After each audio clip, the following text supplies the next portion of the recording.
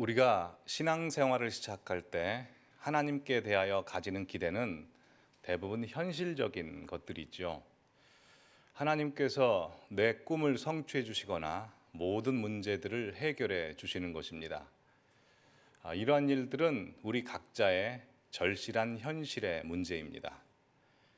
그러나 성경을 자세히 읽어보시면 하나님께서 우리에게 주신 이 믿음이라고 하는 것이 그저 우리의 자아 성취를 이루어주거나 우리가 원하는 현실적인 기대를 만족시켜 주는 것으로 성경이 목적을 삼고 있지 않는다는 사실에 우리는 당황해 할 수밖에 없습니다.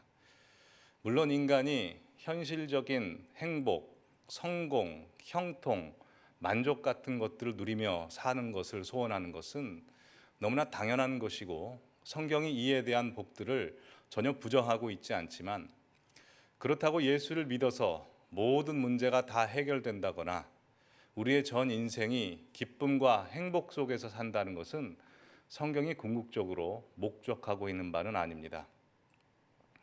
사실 우리는 예수를 믿어서 모든 문제가 해결되기보다는 예수를 믿어서 종종 문제들이 생깁니다. 성경의 인물들을 통해서도 우리가 확인할 수 있듯이 아브라함은 하나님의 말씀을 듣고 순종하여 본토 친척 아비집을 떠나 죽도록 고생만 하며 평생토록 돌아다녀야 했고, 사도 바울은 예수 그리스도를 믿어 성령 충만하고 그의 신비와 기적 속에서 세상을 호령하는 사람이 아니라 세상의 찌기처럼 됐다고 스스로 고백하고 있습니다. 우리 역시 교회 나와서 종종 말씀과 기도와 찬양을 통해서 은혜를 받기도 하지만 대부분의 시간은 막막함과 어려움과 갈등 속에서 우리의 현실을 보내기도 합니다. 교회사 내내 수많은 전도자들이 예수를 믿으면 모든 문제가 해결된다라고 자신 있게 선포해 왔지만, 여기서 모든 문제라고 하는 것은 하나님과 나 사이의 궁극적인 문제를 말하고 있는 것이지 우리가 원하는 그 고단한 현실의 해결책을 제시해 주지는 않습니다. 그러기에 우리는 이런 질문을 할 수밖에 없습니다. 하나님께서 도대체 나에게 원하시는 것은 무엇인가? 하나님은 왜 내 발버둥과 기대와 소원에 대해서 응답하시지를 않으시는 건가? 하나님께서 요구하시는 그 신앙적인 요구들은 무엇이고 도대체 그것은 어떻게 성취해 갈 수 있는 것인가? 하나님 도대체 어디서 뭘 하고 계시나? 라는 질문입니다. 이런 차원에서 오늘 우리가 살펴보고자 하는 요셉의 생애의 중요성이 있습니다. 왜냐하면 그의 생애는 하나님의 일하심이 우리의 생각과는 전혀 다르다는 것을 분명히 보여주기 때문에 그렇습니다.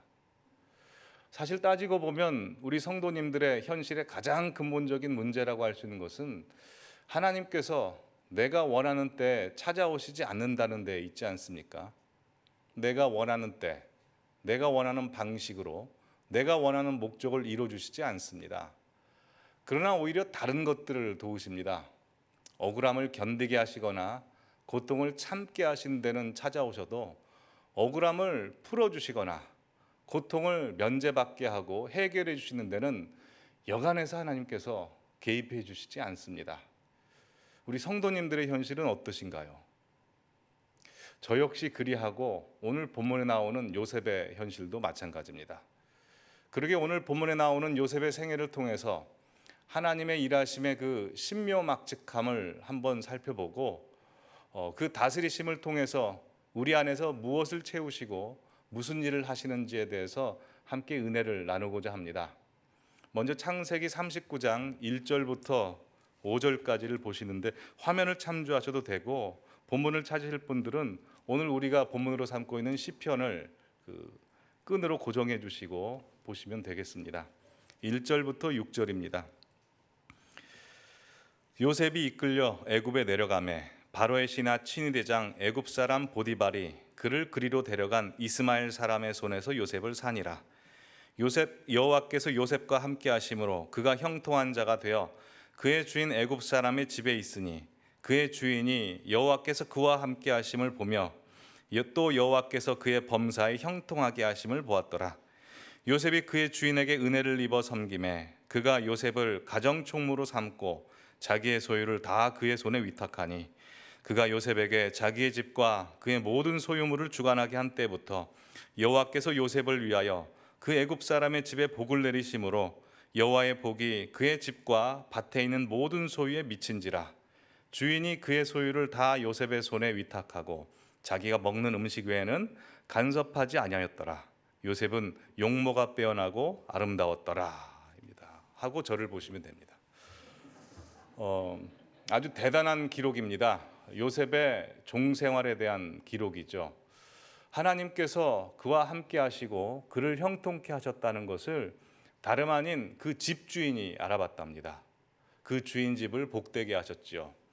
그러나 이런 일에 있어서 우리는 질문이 생깁니다.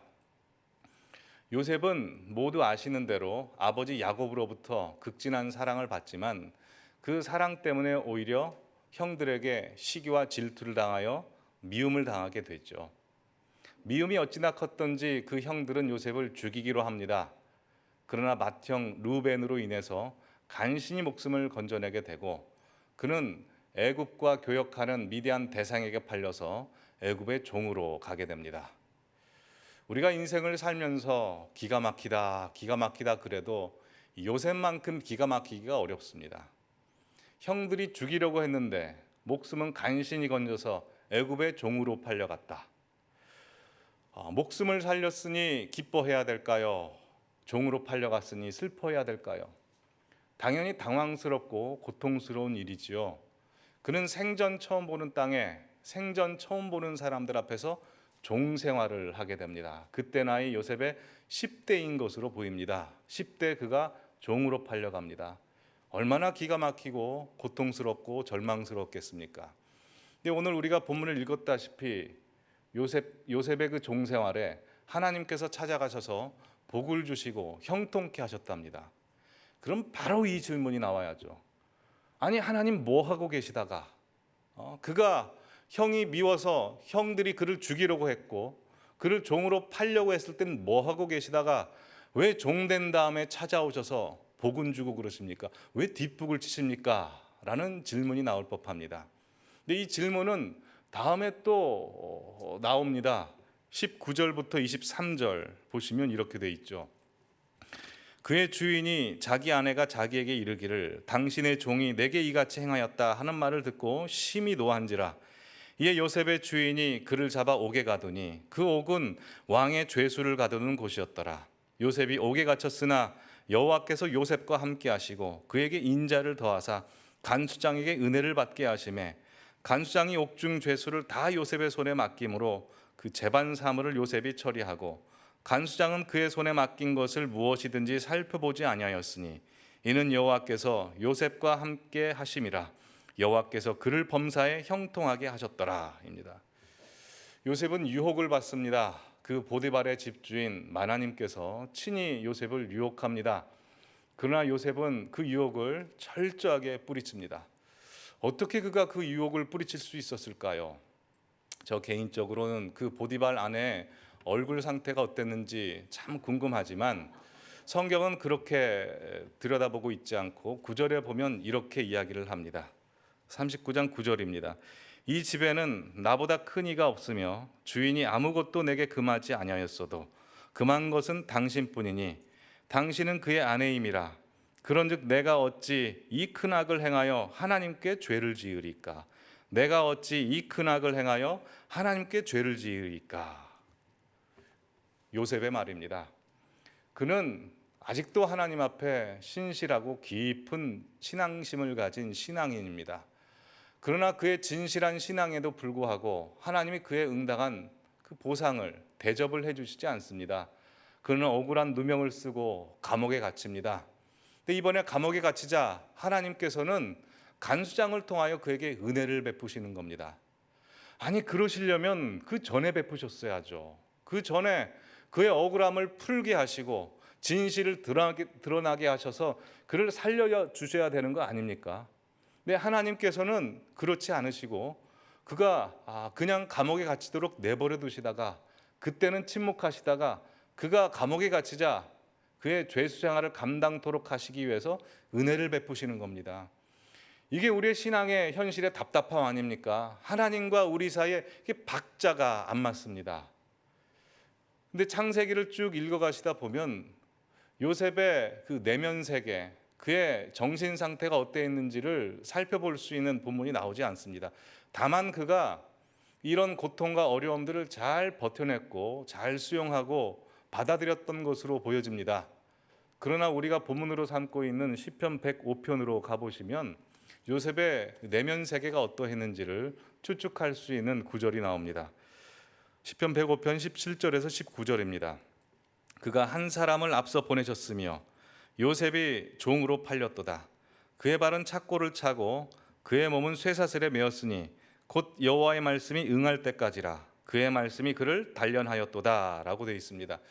요셉은 이제 죄수로 들어가서 죄수들이 처하는 그 고통스러운 형편에 처하게 됩니다. 18절에 보시면 그의 발은 착고를 차고 그의 몸은 쇠사슬에 매었으니 라고 되어 있는데, 이걸 원어로 보면 그의 발은 착고를 찼다는 것은 이미 상처난 발에 족쇄가 묶였다 라고 되어 있고, 그의 몸 앞에는 1번이라고 각주가 붙어 있는데 오른쪽 밑에 가서 보면 희혼이라고 되어 있습니다. 이건 히브리 말로 혼이다, 혼으로 해석될 수 있다라고 하는 건데, 원어는 네프쇼, 나프쇼라고 발음하는 건데요.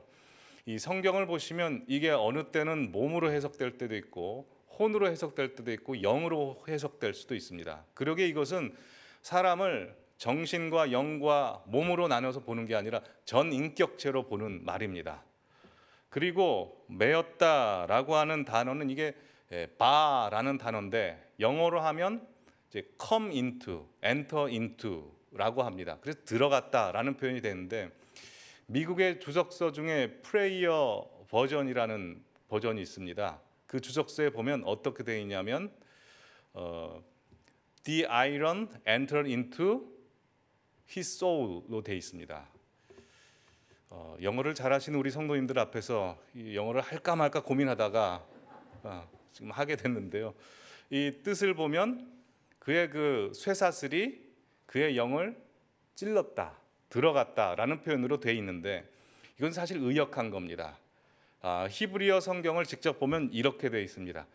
His soul came into iron입니다. 그의 영혼이 철 속에 들어갔다, 철 속에 박혀버린 겁니다. 물 속에 들어가면 사람이 발버둥이라도 치죠. 철 속에 들어가 버리면 어떻게 될까요? 그냥 정지입니다. 생각 정지. 요셉은 억울하게 형들에게 미움을 받아 종으로 팔려갑니다. 그때 느꼈을 충격이 어땠을까요? 대단했겠죠. 고통스러웠을 겁니다. 근데 엎친 데 덮친 격으로 이번에는 억울함을 가지고 죄수 생활을 하게 됩니다. 그때부터는 이제 넋이 나가버린 겁니다. 얼이 완전히 빠져버린 것이죠. 불평도 했을 것이고 이게 뭔가도 했을 것입니다. 우리도 인생을 살면서 요셉처럼 엎친 데 덮친 격으로 어려움을 만나는 경우가 있습니다. 이것만큼은 내가 버틸 수 있는데 더 버틸 수 없는 환난과 어려움이 와서 우리를 힘들게 할 때가 있습니다. 그런 일을 만나게 되면 처음엔 정신이 하나도 없죠. 그러나 시간이 지나고 나면 우리는 인생의 근본적인 질문을 할 수밖에 없습니다. 이렇게 괴로운데 이 인생을 계속 살아야 되는 것인가? 인간이 무엇인가? 인생이 무엇인가? 고민합니다. 또 우리는 신앙인으로서 신앙적 질문을 하나님 앞에 하게 됩니다. 하나님 도대체 나한테 왜 이러십니까? 하나님은 누구십니까? 하나님이 나에게 주신 믿음과 영생과 구원과 부활의 능력이라고 하는 것은 무엇이길래 내 이 고통스럽고 고단한 현실에 아무 힘이 되지 않습니까? 라는 질문을 하게 되죠. 그러나 이런 일을 겪어보신 분들은 다 아실 겁니다. 그때 하나님께 질문하면 하나님이 뭐라고 답해 주시던가요? 아마 답을 한마디도 안 하셨을 겁니다. 그러면 우리가 그때 당시 가지고 있는 신앙 수준으로 답을 해야 되는데 답을 할 수가 없습니다. 왜냐하면 인간의 진정한 답인 진리와 생명과 사랑이라고 하는 것은 우리가 만들어낼 수 없기 때문입니다. 그것은 하나님만 주셔야 됩니다. 그러기에 우리는 우리의 영혼의 옷이 완전히 다 발가벗겨진 것처럼 아무것도 남지 않았다는 것을 알게 되죠. 그러면 도망을 가고 싶습니다. 도망가는 방법은 여러 가지입니다. 대부분 믿는 자나 믿지 않는 자일 경우라도 이 두 가지 방법을 합니다. 가장 첫 번째는 술 먹는 겁니다. 술 먹고 취해서 내 고통스러운 현실 잊어버리기로 하는 거죠. 근데 술 취하는 것의 무서움이 어디 있는 줄 아십니까? 꼭 다음 날 깬다는 데 있습니다. 잊기 위해서 술을 마셨는데 깨면 술 취하기 이전에 고통스러운 현실이 깨고 난 다음에 연속됩니다. 어디 피할 데가 없습니다. 너는 어떻게 그렇게 잘 아느냐? 라는 표정으로 저를 바라보시는데요. 제가 질풍노도의 시기를 보내고 있는 40대 중년 남자입니다. 사연이 많습니다. 근데 여기서 이제 더 심하게 되면 이제 그 자폭을 하게 됩니다. 극단적인 선택을 내리게 되죠.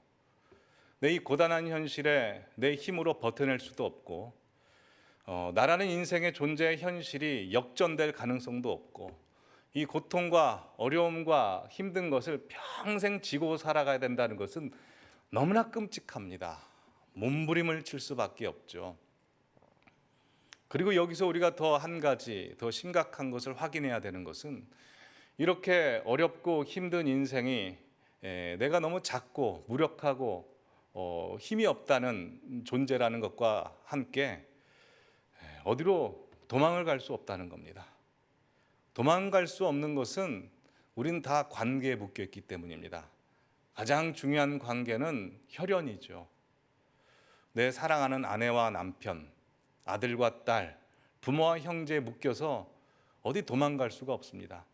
나 하나 조차고 도망을 가면 그 소중한 존재들이 걸립니다.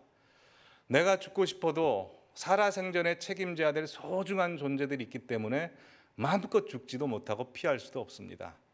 내 인생의 행복과 평안이라고 하는 것은 내 꿈 하나 성취되고 내 문제 하나 해결되는 것으로 되지 않고 하나님께서 나에게 묶여진 소중한 존재들의 인생의 현실과 직결되어 있습니다.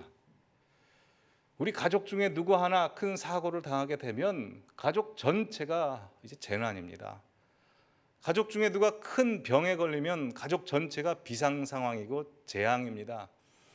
이렇게 우리의 현실은 하나님께서 나에게 묶여진 소중한 존재들 때문에 어디 도망을 갈 수가 없습니다. 그러니 하나님 앞에 이렇게 기도할 수밖에 없죠. 하나님, 내 현실의 문제를 해결해 주시던가 아니면 도망을 갈 수 있게 해 주십시오. 하나님의 답은 언제나 그럴 수 없다로 나옵니다. 지금 보시는 대로 요셉을 판 자들은 요셉의 형들입니다. 우리나라 옛말에 이런 유명한 말이 있죠. 원수는 네 집안에 있다라는 말이 있습니다. 우리가 하는 걱정 중에 내가 내 자신을 놓고 하는 근심과 걱정은 제일 작은 걸 겁니다. 내 문제는 내가 지고 가고 감수하고 그냥 감당하고 가면 되는데 내 사랑하는 아들과 딸, 내 아내와 남편, 내 부모, 내 형제들에게 벌어지는 일에 있어서는 그것이 우리를 더욱더 곤란하게 하고 슬프게 합니다. 참으로 무력합니다. 참으로 무력합니다. 누가 큰 사고를 당하거나 병에 걸리거나 책임질 일이 생기면 우리가 할 수 있는 일이 아무것도 없습니다. 할 수 있는 건 화내는 것밖에 없죠. 내 그러지 말라고 그렇게 이야기했잖아. 왜 그러다가 이런 일을 당하니? 라고 화를 낼 수밖에 없습니다. 이렇게 우리의 현실이라고 하는 것은 하나님께서 나에게 부여준 그 소중한 존재들 때문에 괴롭게 됩니다. 오죽하면 이런 말을 할 때가 있지 않습니까? 어떻게 하다 내 속에서 이런 것이 나왔을까? 처음에는 경탄인데 다음에는 이게 비탄으로 바뀌죠. 근데 성경이 말해주는 것은 그 사람이 네 원수가 아니다라는 것입니다. 지금 보시는 대로 요셉을 판 자들은 요셉의 형이지만 선한 의도로 팔지 않았습니다. 아주 악한 의도로 팔았습니다. 그러나 이 형들에 대해서 요셉은 이렇게 고백합니다. 창세기 45장 7절 8절로 가보시면 요셉은 드디어 애굽의 총리가 되고 형들과 조우하게 되며 자신의 정체를 밝히게 됩니다.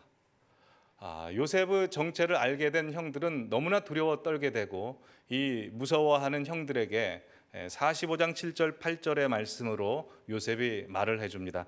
이 말씀 우리 다 함께 읽어볼까요? 하나님이 큰 구원으로 당신들의 생명을 보존하고 당신들의 후손을 세상에 두시려고 나를 당신들보다 먼저 보내셨나니 그런즉 나를 이리로 보낸 이는 당신들이 아니요 하나님이시라. 하나님이 나를 바로에게 아버지로 삼으시고 곧 온 집의 주로 삼으셨으며 그 온 땅의 통치자로 삼으셨나이다. 요셉은 드디어 알게 됩니다. 자신이 이렇게 팔려오게 된 것은 요셉의 형들 때문이 아니라 하나님 때문이었다는 걸 알게 됩니다. 내 인생은 나를 방해하는 조건과 방해하는 그 사람에게 있는 것이 아니라 온전히 하나님 손에 붙들려 있다는 것을 알게 되죠. 왜요? 요셉의 형들은 그를 죽이려고 했고 그를 팔려고 했지만 결과적으로 그의 털끝 하나 건드리지 못했다는 것을 알게 됩니다. 왜냐하면 그의 생애는 하나님의 손에 붙잡힌 바 되었기 때문에 그렇습니다. 우리 성도님들도 마찬가지입니다.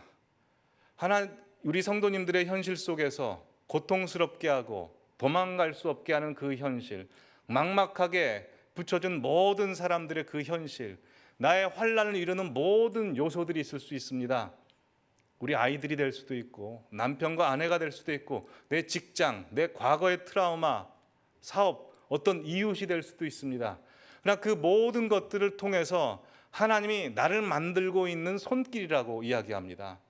이 현실은 우리가 배척하고 부정적으로 바라봐야 되는 것이 아니라 하나님께서 그의 신적 능력과 지혜를 발휘하셔서 친히 나를 만들고 있는 신비의 현장이라는 것입니다.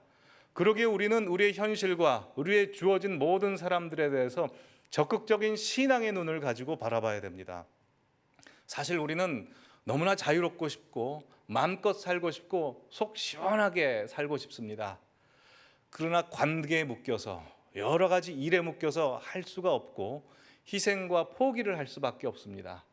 우리 성도님들 중에도 병석에 부모님이 누워 계시거나 가족 중에 장애를 가진 아이가 있거나 아니면 남편과 아이의 문제로 계속 기도하지만 그것이 응답으로 되지 않아서 여전히 하나님 앞에 기도하고 계시는 성도님들 계십니다. 또한 여러 가지 문제들에 묶여서 내가 희생해야 되고 포기할 수밖에 없는 현실을 살고 계시는 분들이 많이 계십니다. 그러나 여기서 희생과 포기라고 하는 것은 세상적 가치에서 희생과 포기이지 하나님께서 붙드시고 인도하시는 그 인생에 있어서 희생과 포기라는 것은 절대 없습니다. 그러기에 우리 성도님들의 현실이라고 하는 것은 하나님이 붙드시고 하나님이 만들어 가시는 요셉의 생애와 방불합니다. 이 요셉은 형들을 용서할 수 있게 됩니다. 어떻게 용서할 수 있게 되었을까요? 형들이 했던 모든 잘못들과 모든 행동들이 결국 요셉을 손해케 할 수 없었다는 것을 너무나 정확하게 알았기 때문에 그렇습니다. 우리 주위에 하나님께서 보내준 많은 그 신경 쓰이는 존재들과 조건들이 있을 수 있습니다. 그것이 요셉의 경우처럼 합력하여 선을 이룬다고 합니다. 우리를 더 유익해 하고 온전한 하나님의 사람으로 만든다고 합니다.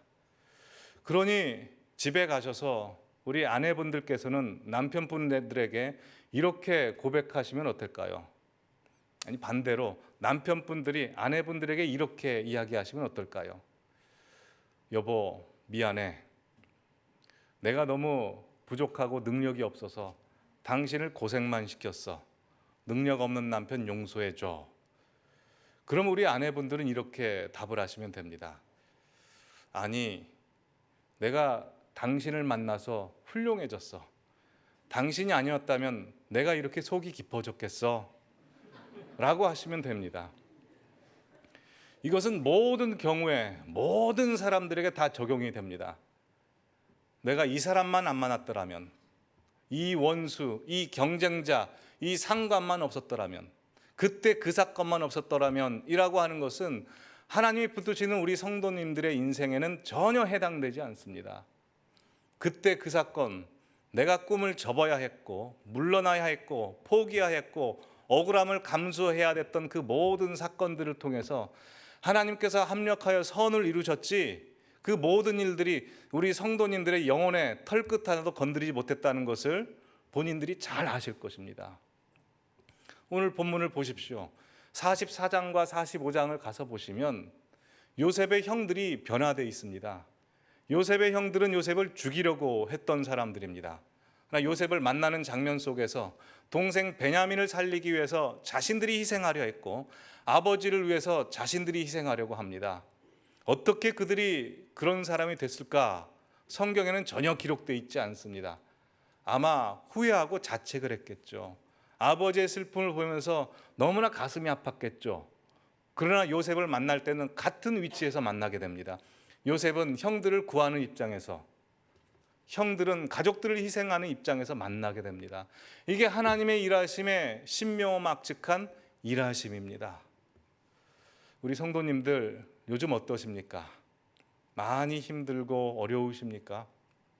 책임져야 될 사람들은 너무 많은데 미래는 너무나 불투명하고 열심히 일을 하고 기도하지만 그에 따른 보상이 주어지지도 않는 것 같고, 만약 그런 인생을 살고 계시다면 우리 성도님들의 인생은 감옥에 갇혀 있는 요셉과 방불합니다. 만약 타임머신이 있어서 지금 우리가 요셉을 위로하러 간다고 가정을 해보시죠. 그럼 뭐라고 말씀하실까요? 이렇게 말씀하시지 않을까요? 고통스러우시죠? 억울하시죠?